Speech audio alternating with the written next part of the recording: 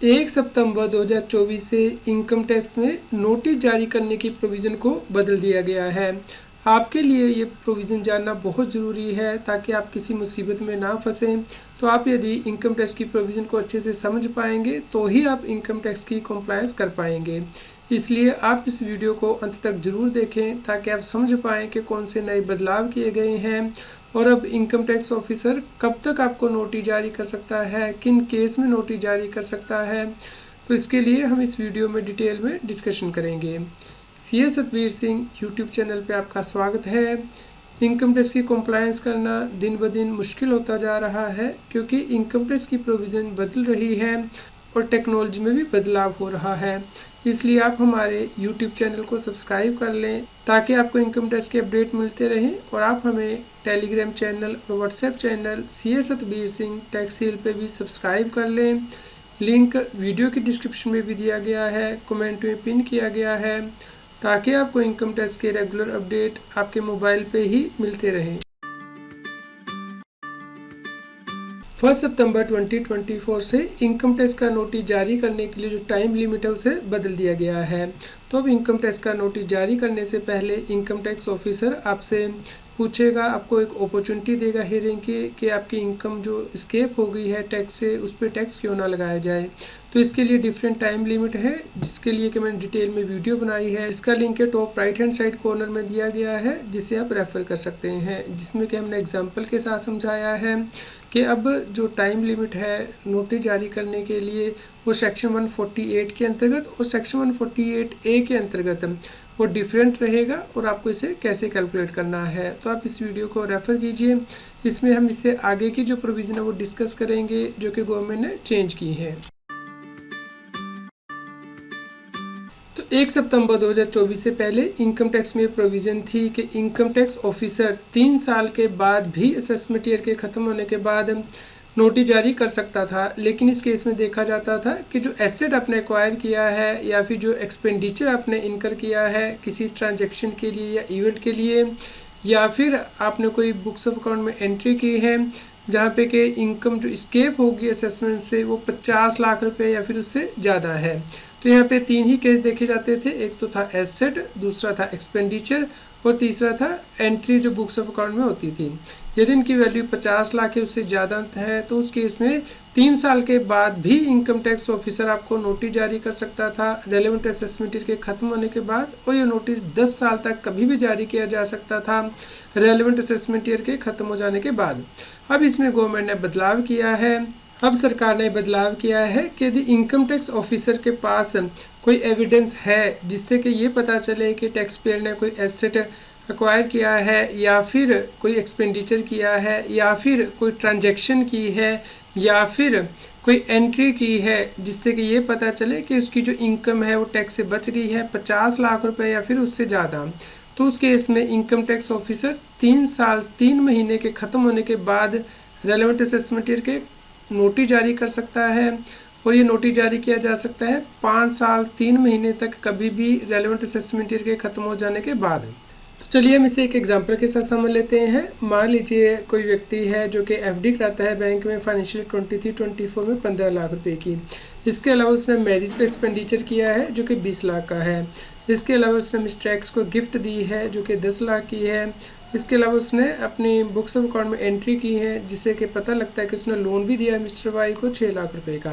तो यहाँ पे पूरे फाइनेंशियल ईयर में जो इनकम है वो 50 लाख है, उससे ज़्यादा हो चुकी है जो कि टैक्स से बच गई है। तो इसके लिए रेलेवेंट असेसमेंट ईयर हुआ 24-25। तो इस असेसमेंट ईयर के ख़त्म होने के बाद 5 साल 3 महीने तक कभी भी इनकम टैक्स डिपार्टमेंट नोटिस जारी कर सकता है और इस इनकम के ऊपर टैक्स लगा सकता है। तो इसके लिए सेक्शन 148 के अंतर्गत नोटिस जारी किया जाएगा 30 जून 2023 तक, यानी कि रेलेवेंट असेसमेंट ईयर के ख़त्म होने के बाद 5 साल 3 महीने तक कभी भी ये नोटिस आपको जारी किया जा सकता है। 1 सितंबर 2024 से पहले ये प्रोविज़न थी कि यदि आपका एसेट या एक्सपेंडिचर एक से ज़्यादा सालों में स्प्रेड करता है तो उस केस में सभी सालों का टोटल किया जाता था, और यदि वो अमाउंट 50 लाख या फिर उससे ज़्यादा हो जाता था तो इनकम टैक्स ऑफिसर कभी भी आपको नोटिस जारी कर सकता था रेलेवेंट असेसमेंट ईयर के ख़त्म हो जाने के बाद 10 साल तक। चलिए हम इसे एग्जाम्पल के साथ समझ लेते हैं। जैसा कि आप यहाँ पे देख पा रहे हैं, असेसमेंट ईयर 21-22 में मान लीजिए टैक्स पेयर ने एसेट एक्वायर किया था 15 लाख रुपए का, 22-23 में उसने एक्सपेंडिचर किया था 20 लाख रुपए का, और 23-24 असेसमेंट ईयर में उसने फिर से एसेट खरीदा था 25 लाख रुपए का। तो यदि यहाँ पे टोटल किया जाता था वो 60 लाख रुपया हो जाता था। तो यहाँ पे इनकम टैक्स ऑफिसर का कहना था कि जो टोटल इनकम है वो 50 लाख उससे ज़्यादा स्केप होगी असेसमेंट से, इसलिए रेलेवेंट असेसमेंट ईयर के ख़त्म होने के बाद जब उसे पता चला है, उसके ख़त्म होने के बाद 10 साल तक आपको कभी भी नोटिस जारी किया जा सकता था कि आपकी इनकम स्केप होगी असेसमेंट से। लेकिन अब इस प्रोविज़न में भी बदलाव हो चुका है। लेकिन अब 1 सितंबर 2024 से देखा जाएगा कि रेलेवेंट असेसमेंट ईयर में यदि आपने कोई एसेट एक्वायर किया है या फिर कोई एक्सपेंस इनकर किया है या कोई ट्रांजैक्शन है या एंट्रीज़ है जहाँ पे जो इनकम स्केप होगी असेसमेंट से वो 50 लाख रुपए या फिर उससे ज़्यादा है, तो उस केस में ही इनकम टैक्स ऑफिसर आपको नोटिस जारी कर सकता है रेलेवेंट असेसमेंट ईयर के ख़त्म होने के बाद 5 साल 3 महीने तक under section 148 of the income tax act. इस प्रकार यदि अब कोई टैक्स पेयर कोई भी ट्रांजैक्शन करता है, भले वो टैक्सेबल हो या फिर नॉन टैक्सेबल हो, भले वो इनकम की ट्रांजैक्शन हो या फिर एक्सपेंडिचर की ट्रांजैक्शन हो या फिर एसेट की ट्रांजैक्शंस हो, तो यदि उसकी वजह से जो उसकी इनकम हो गई है इसके असेसमेंट से वो 50 लाख रुपया या फिर उससे ज़्यादा है, तो उस केस में इनकम टैक्स ऑफिसर नोटिस जारी कर सकता है रेलेवेंट असेसमेंट ईयर के ख़त्म होने के बाद 5 साल 3 महीने तक कभी भी।